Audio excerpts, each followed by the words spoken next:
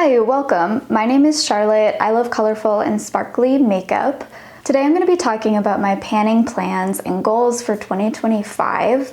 I'm going to take you through some specific items that I'm hoping to hit a goal on or just focus on throughout the year. I believe I have like 15 individual items to talk about. But before getting into specific items, I also want to just give an overview of where I'm at with panning right now and what kinds of projects I want to have going here on my channel. First of all, I didn't finish Deck of Panning last year. I think October was the last month that I posted an update. I didn't end up filming a finale for that, and I also didn't end up hitting most of my goals, so I'm going to just leave that there. I love Deck of Panning a lot, and I had done it offline for a year before starting it on my channel in 2024. I'm not planning to do it on my channel in 2025, although I do think I will continue to do that project just on my own time because it's really fun. I love picking new cards and using it as a way to rotate through my collection, but having monthly panning updates is, I think, more than my channel has capacity for. And that's partly because the deadline of uploading those videos on the 20th of the month was always a struggle for me. I felt like I was constantly behind and I always had to displace another video to put that up. And aside from that deadline pressure, I recently haven't been having the capacity for more than like 4 or 5 videos in a month, and sometimes much less than that. So for me to devote one of those videos every month to a panning update is just more of my airtime than I want to use on panning, because I have other ideas, I have other things I want to talk about. I love building palettes, duping palettes. I want to do more like get ready with me style shop my stash videos. I also want to make time for commentary. So I knew that going into 2024, and that's why I decided to do basically only Deck of Panning on my channel. But even that turned out to be a little bit too much because it has monthly updates, and because those updates are kind of due on the 20th of the month. That's when everybody else uploads their videos, and obviously nobody's like super strict about the deadlines, but it's still less fun if you're late to upload because it is a collaborative community-based project pan. I do, however, want to do a couple of projects that have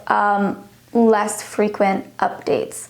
So one of those is going to be a revival of the Makeup Hanging On for Dear Life series that I did at the end of last year. That was a project that I introduced in August, and over the course of those like last 5 months of the year, I just did an intro, an update, and a finale. So that was very low pressure when it came to actual filming of videos, but I did have a lot of success with that project in terms of finishing makeup, and I really liked introducing that at the end of the year when I had like a more realistic idea of what actually could be finished in that more short-term period of the last 5 months of the year. Because sometimes I think at the beginning of the year I have big plans for certain items, but then I can't maintain my excitement about them, or it just turned out I had sort of like an unrealistic sense of how much was left. And obviously panning is much more fun when you have good updates and when you hit your goals.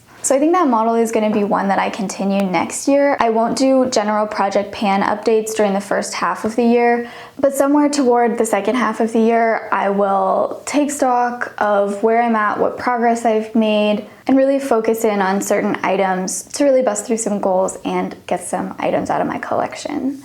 Now, the year-long project that I want to do next year is the Blush Roulette project, which was created by Lara at Lara Likes Mascara. It's also been adapted by Sarah at Already Shopped It. Those are the creators who I've been watching and who have inspired me to start a version of this project myself. Mine is not going to be randomized. It's not a true roulette, but I am going to choose a blush to focus on each month, something that's like seasonally appropriate, and I will give you updates around every quarter. I'm also hoping to do some get ready with me / shop my stash videos to go along with that project. I'm going to talk about that more in depth in my intro for that project, which should be coming very soon after this video. So that's basically where I'm at with panning on my channel. At the beginning of 2024, I was very new to YouTube and I wasn't really sure what the identity of my channel was going to be, but after a year plus doing this stuff, I think I'm not interested in being a super heavy panning channel. It's not something that I think I can keep up with, and it's also just not where like my main interest lies. So I love watching other people pan makeup, and I love projects that are centered around getting use on your makeup collection, rotating through items in some kind of like gamified, formalized way. So I'd like to do some of that on my channel, but at a pretty slow and easy pace. I'm now going to send you into overhead land so I can talk you through some of the individual items that I'm excited to focus on this year. Hi, I decided to do this part overhead style because, let's be honest, it's easier and also it's kind of fun. I have two categories of makeup items that I'm going to talk to you about. One is the stuff that I am close-ish to finishing and that I may end up finishing this year, either through organic usage or if I give it a little bit of a dedicated push. The other category is going to be things that I'm not near to finishing or hitting a pan on, but that I still want to allow myself to use a lot and make sure that I'm focusing on it because they're things that I love, things that I want to use while they're still in their prime, and I don't want to allow the panning mentality to get in the way of me using and enjoying those items. But let's start with that first category. Also, please don't mind my hands. I've been filming a lot of overhead content and they're looking a little bit dry, sparkly, and stained. So to begin with some boring complexion stuff, face powder is something that I am far from passionate about, but it's an area of my makeup collection where I was testing a lot of things in the last couple of years to see what would work. This was a category where I didn't really have things that worked well for me. And I ended up with a lot of little things kicking around in my collection now that I would like to use up. One of them is this, I think it's called the Glass Water Powder from Face Atelier. And this is just a tiny sample. I only paid like $2 Canadian for this. Honestly, a great way to try this powder because it's kind of an expensive, fancy powder. And I do really like it. I think it probably has like hyaluronic acid powder in it, but it's one of those water powders that like goes on your face and feels cool as if you've put on like a lotion. And it's pretty good at not being drying or cakey, which is my main issue with powders. The one qualm I have with this powder is that sometimes I feel like it leaves a really pale cast on my skin, so I'm sometimes hesitant to use it. But I do need to play around with it more and figure out if that's just in my head or if that's really something that's being caused by this powder. And it's really not that much, so I should be able to get this out of my collection this year and also gather my thoughts about whether I would like to purchase the full size of that powder in the future. This is a sample of the Laura Mercier Translucent Loose Setting Powder Ultra Blur.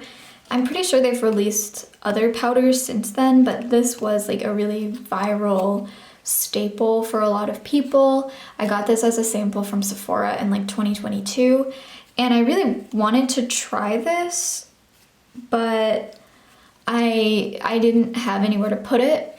I have since panned a loose powder, and I can use that container to hold this while I'm using up the sample. So this is also something that I could open and go through this year, and I hope to just get this little item out of my collection. Here is the e.l.f. Halo Glow Liquid Filter.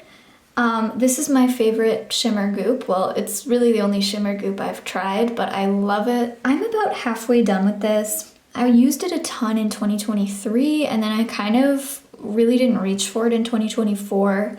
Mainly because I was panning a few other light coverage complexion products, but I am excited to pull this out again. I'd also like to play around with using it more as a highlighter or as a primer under my foundation. This is something that in 2025 I do want to love and enjoy, but I could also see myself finishing it within a year since I got through that first half of it within basically 2023. This will be familiar if you have been watching my recent videos. This is the CoverGirl Clean Fresh Skin Milk in the shade Fair Light. I've been trying to finish this as part of my makeup hanging on for dear life series.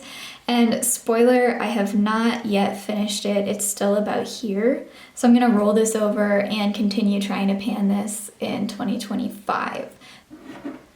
Finally, for complexion makeup, I have this Skin Silk Luminous Serum Foundation from Revolution. This shade had a bit of a moment on the internet around the same time that I was looking for a fuller coverage drugstore foundation. I was really interested in the shade range for this because while I have heard other people criticize the shade range for not being the most inclusive and not having undertone options at every depth level, and I would absolutely agree with that. There are huge gaps in this shade range.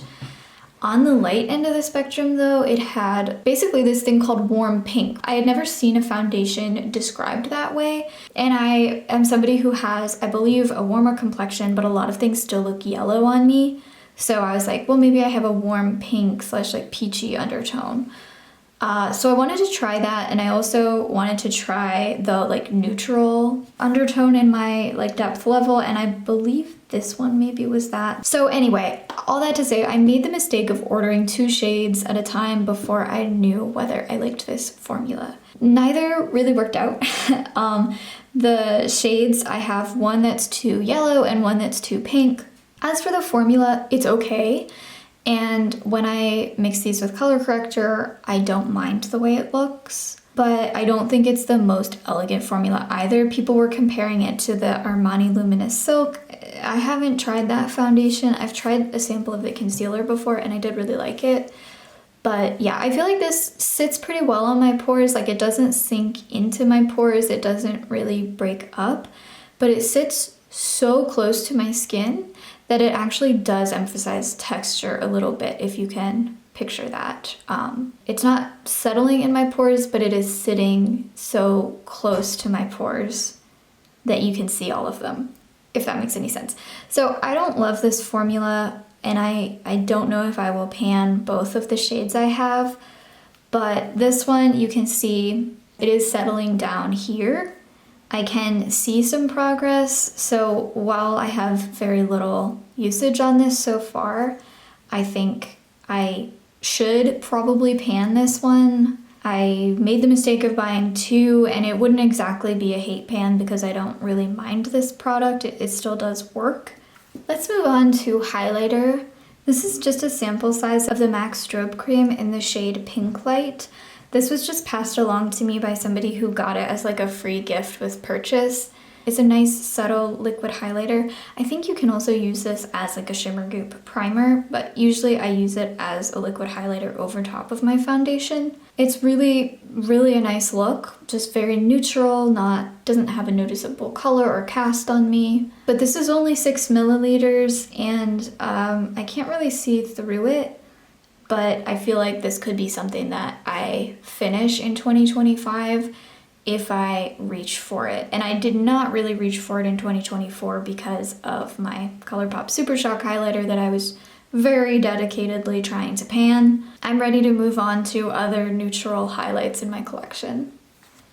This is my beloved Diamond Balm in the shade How Many Carats from Fenty. It's a highlighter that I mainly use as an eyeshadow, and that is one of the reasons why I think I could hit pan on this in 2025. I use this both with a finger and with like a brush for the inner corner or the brow bone.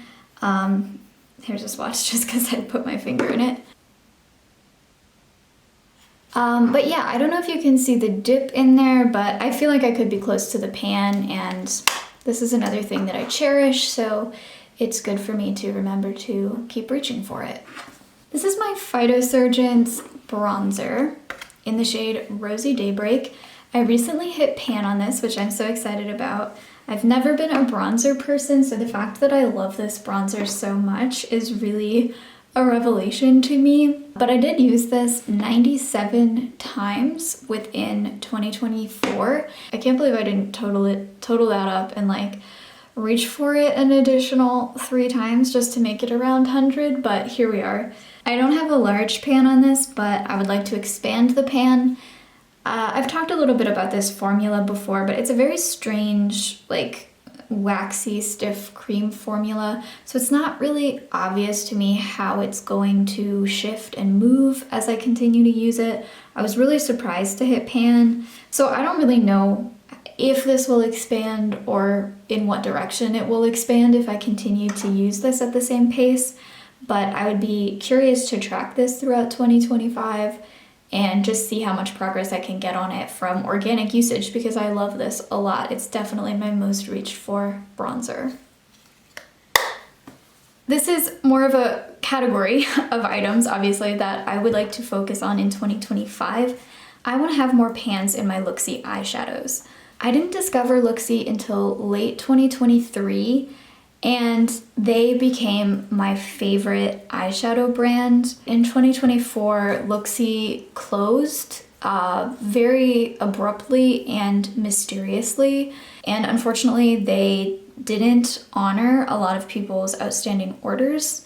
Obviously that's not cool, but I do hope that they're okay, and I also still have a lot of affection for the brand and for my Luxie eyeshadows. When Luxie's formulas were at their best, they were so good. They were a bit hit and miss, but I've decluttered all the Luxie shadows that I didn't like, and the remaining ones are shadows I really love. On the one hand, I can't replace these shadows. And actually, I did order a backup of Angel Wings, my favorite, back in like right before they closed. And I did get that order, but the formula had changed. It was not the same Angel Wings, and I ended up decluttering that shadow. And none of these shadows are replaceable now. So part of me wants to really save and savor them, but the other thing about Luxie shadows is that they're very wet and emollient, and I don't know how they will be when they dry out. So I need to get use on them now while they're still good. I have pan on Salted Caramel, Cookie Dough. It's a baby pan, I don't even know if you can see it. And on Angel Wings, which is quite possibly my favorite eyeshadow of all time. But I don't really use it that often these days because I'm worried about running out and not being able to replace it. So that's silly. I want to get out of that mindset. If I could finish Angel Wings in 2025 and never have it in my collection again, that would actually be great. I would get 100% of the value that it's possible to get out of that shadow. So I'd like to hit more pans, including in some like lid shades, because the ones that I've hit pan on currently are pretty much all inner corner shades. Yeah, basically, I just want to remember to use this collection of shadows and not like save them just for the sake of owning them. Okay, now finally for this category, I have a few lip products to talk about. The one I'm probably closest to finishing is this Naturium Phyto Balm Lip Balm in the shade Latte. Pretty much just a clear gloss. It's very sheer pink. So yeah, very sheer light pink, very easy to use, and I do think I'm getting close to the end. This gloss from NYX, this is their Butter Gloss in the shade Caramel. This has been going strong since late 2023. This is a very nice, like neutral brown gloss. It goes with a ton of different looks. Oh, it's not swatching the best. It almost leans more like yellow than it does red, but this is a very easy shade for me to wear, and I usually carry this around in like my pocket or my purse. I can't see through the packaging, but I would be surprised if I had a ton of this left just because I've used it so often. I think this could be an empty in 2025. But with these lip products, I have tons of lip products in my collection right now that I'm really enjoying. So I'm not like stressing about finishing things in particular. These are just on my radar as the things that are probably the things that I love the most, that are closest to being finished. But it doesn't mean necessarily that I'm going to try super hard to pan them in 2025. I'm interested to track my progress, and I'm probably going to be reaching for them a lot through organic usage. This is one I've talked about a lot recently. It's the ColourPop Glowing Lip in the shade Indulge Me. Another one that I just tend to keep in my purse. Very easy to throw on. This bullet is a little worse for the wear up at the top, but this is all I have left of it. So could be an empty in 2025, potentially. This is the e.l.f. Hydrating Core Lip Shine in the shade Happy. Again, it doesn't feel like I have a ton left, and I know this is a really sheer, easy to use formula. Definitely pulls more pink on me, but it's still pretty easy to wear, and it's especially nice to wear in the winter. So I'm gonna keep this kind of front of mind in the near future, and I think I might have an empty at the end of the year. This one is not so much close to being empty as something that I don't want to forget to use, because being a clean brand, Tower 28 things can go off. I do worry about that happening with this lip gloss. This is the shade Spicy. It's like a nice warm red adjacent shade for this summer. It is very pigmented though, and I've since tried red adjacent shades that are less pigmented than this, and I do find them easier to wear. So I don't reach for that a ton. And also this season when I reach for it is pretty limited to like high summer. I kind of doubt that this will be an empty by the end of the year, but I need to remember to keep it front of mind so that I am making steady progress on it and it doesn't go bad on me someday. Now for the next category of things that I am nowhere near to hitting a goal on, but I still want to focus on this coming year.